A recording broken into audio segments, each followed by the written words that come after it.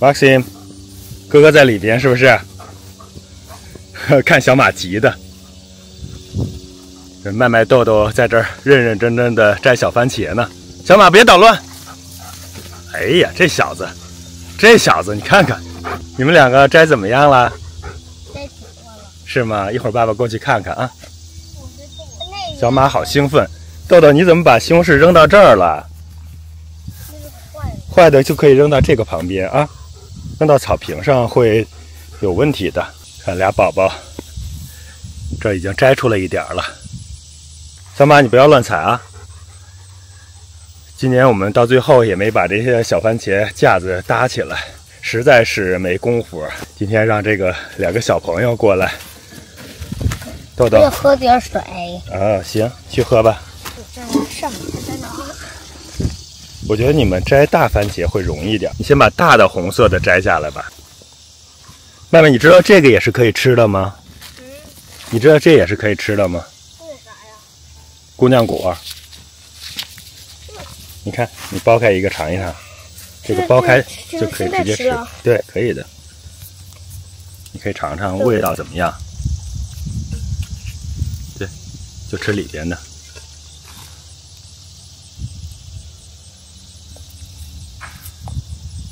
还可以，是不是？看这东西已经熟的特别透了，很好吃。而且现在有防草布，它的好处是直接熟了掉在防草布上，我们捡就行了，不会担心掉在土里烂掉。这个明年可以多种点，吃这个。哎，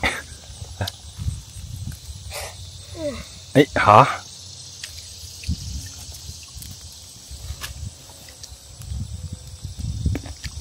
掉在地上的够好吃，因为已经熟透了。行了，麦麦，那我回去做饭了啊，做饭给你们吃。你和豆豆加油啊！我把小马带回去，不然他给你们捣乱啊。做完饭就叫你们。小马走，Maxim走，不要给哥哥捣乱。走了。这是黄瓜、西红柿，还有辣椒。再加上鸡蛋，一会儿都给它炒了。这些菜呢，全是家里边菜园自产的，非常非常的新鲜。等会儿做好了之后，叫2个小朋友回来就可以吃饭了。黄瓜、番茄炒蛋、尖椒炒蛋，3个普普通通的家常菜，这就做好了。小朋友们也都回来了，可以开始吃饭了。他们是最喜欢吃米饭拌这番茄炒蛋了。家里种的西红柿就是汤汁特别多，特别适合泡饭。这辣椒红绿搭配，再加上蛋的黄色，看着还是挺有食欲的。过来摘上一点辣椒，辣椒的产量啊真是大。刚才炒了点，发现还是有点辣的，需要把里边的筋和籽给去掉。顺手再摘些红的，这样的话配在一起，颜色还是不错的。这辣椒是越摘长得越多，如果不摘呢，都垂在地下，慢慢也就坏掉了。这次辣椒也没给它搭架子，因为这种是相对来说比较矮生的，通常不太需要。但是搭上架子呢，对它通风啊、产量啊会更有好处。这些长在上边个头小一点的，就相对没什么辣味儿。其实远远的看去好像是感觉没有多少辣椒，但是扒开这些叶子底下确实是非常非常多。看随便一扒，这是刚才摘过的地方，还可以继续再摘，这也是要黄的。把一个枝还给揪下来了，也不能总是摘一颗，换上另外一颗再摘一摘。看这上面也不少，我发现种在这防草布上面呢还是有好处的。它粘在这布上，不会因为招到泥土烂掉。每一个都很光泽，很干净。我过来摘一根这个红的，看这种红的多漂亮啊！那一颗上边红的比较多，在那种红和绿之间就是这种巧克力色，再长几天慢慢就红了，红透了。哎呀，行了，先摘这么多吧，摘太多的话也吃不了，太辣了。来大菜园再找几个漂亮的西红柿，这种西红柿摘回去就是马上就吃，或者第二天就得吃掉，否则它就会开烂。家里种的西红柿呢，保存时间就没有那么长。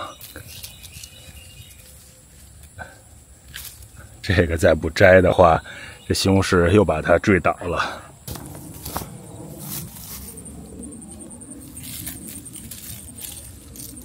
这边这种成熟度，摘下去放的时间能稍微的长一点，还没有红透，但是也足够熟了。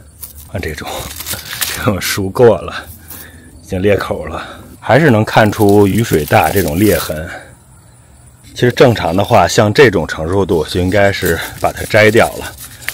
我们通常都是来菜园的时间，经常是隔几天来一次，所以这西红柿就有可能就烂掉了。看看，再去找个西瓜，还有没有已经成熟的西瓜了呢？就这个吧。这种厚皮瓜经常都拍不出来，这到底是不是熟了？但我感觉应该可以了。忘了这儿，这个感觉挺好的，但是听声音像是不熟。剩下的就是这种小瓜了，是肯定不熟的。更小的，这都是秋天长出来的第二批瓜，再等等吧。妹妹，帮爸爸一个忙，把这个瓜给爸爸抱回去。好重，看小马也来了，别摔着啊！放到那个水龙头那儿，就草地上就行啊。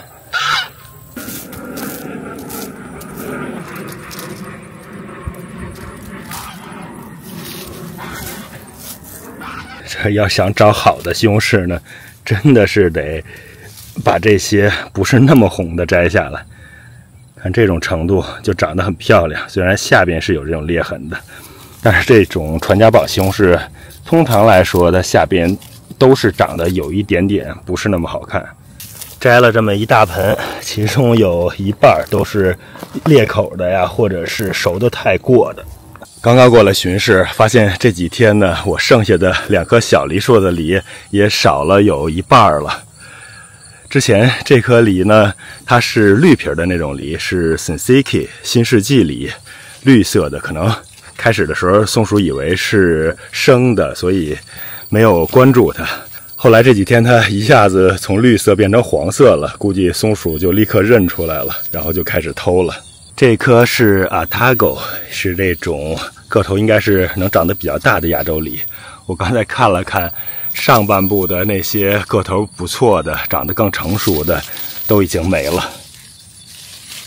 你说这些，这种还是松鼠应该给抓的，干脆全都摘下来算了吧。其实这个梨还没有那么成熟，应该再让它长得比较好。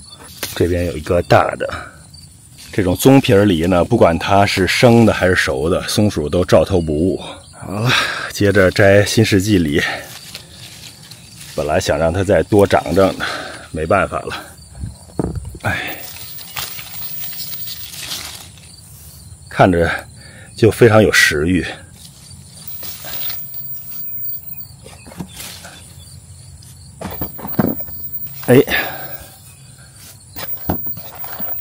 好了，今年的梨就收获到这儿了。看这些长得不错，这些呢上边已经有发棕的痕迹了。这新世纪的梨皮儿是稍微薄一些的，所以容易受到病虫害呀、病菌的感染。麦麦豆豆，你们吃梨吗？小马又趴在这等我了。这是我早上刚刚摘回来的西红柿，摘了点罗塞拉，然后各种大番茄，这个都是倒在地上的，有点可惜了。摘了这么一大盆，下边的是个头比较大一点的，其实地里还有好多呢，明天又得摘一批。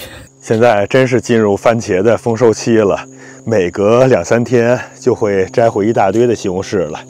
这又是昨天晚上丽丽去地里巡视的时候摘回来的，又是这么一车。上一批的我们已经给它切了，然后分批的装到小袋里，冻到冰柜里了。现在冰柜都快塞满了，已经要装不下了。我估计这批再收拾收拾、处理一下，就真的没有地方了。后续的地里边还有。这2个是我上一批摘的时候是青的西红柿，这也就是2、3天的功夫就变得这么红了。